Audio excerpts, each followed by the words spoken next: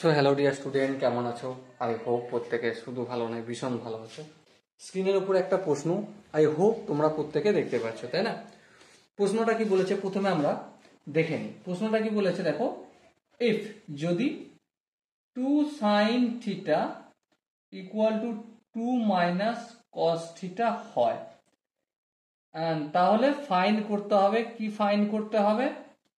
Sign theta এর value আমাকে বলতে হবে। ওকে, তো চলো আমরা নির্ণয় করব। কোথা থেকে করা যায় দেখো, আমরা ধ্যান দিয়ে যদি লক্ষ্য করি, 2 ইন্টু সাইন থিটা যেমন আছে তেমন রাখলাম, প্লাস 2টাকে অপোজিট দিকে নিয়ে আসলে কি হয়ে যাবে? -2। Okay, equal to minus cos theta হবে। এবার বোথ সাইডে মাইনাস দিয়ে গুণ করবো, আর এখান থেকে 2 কমন নেবো। 2 কমন নিলে 1 minus sine theta equal to cos theta হবে।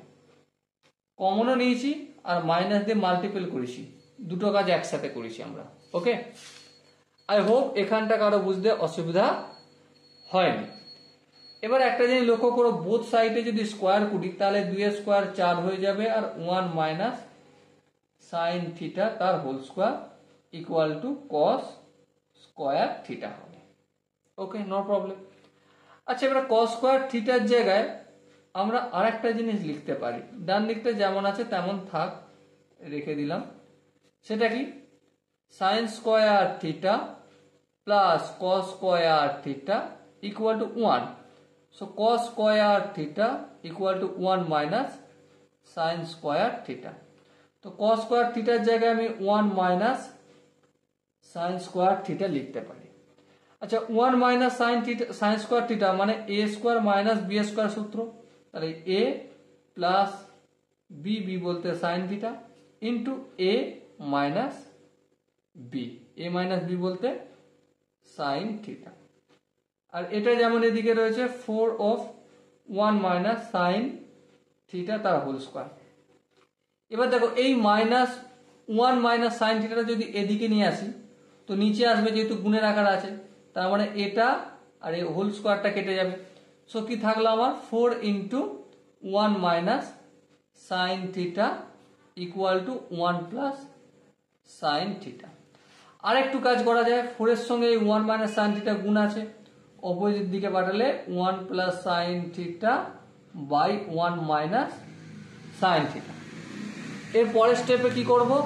4 এর নিচে কিছু নেই মানে 1 আছে, যোগ ভাগ প্রক্রিয়া করব। যোগ ভাগ প্রক্রিয়া কিরকম? A by B equal to C by D যদি থাকে, তার মানে আমরা A plus B by A minus B into equal to C plus D by C minus D করতে পারি। তো তাই করো। 4 plus 1 upon 4 minus 1 equal to 1 plus sine theta plus B, এখানে সি প্লাস সি লিখলাম প্লাস ডি, মানে লব plus হর, লবটা লিখেছি প্লাস হর, তাহলে 1 মাইনাস সাইন থিটা আপন লব মাইনাস, মাইনাস বলতে পুরো মাইনাস দিয়ে গুণ হয়ে যাবে, -1 প্লাস সাইন থিটা লিখবো।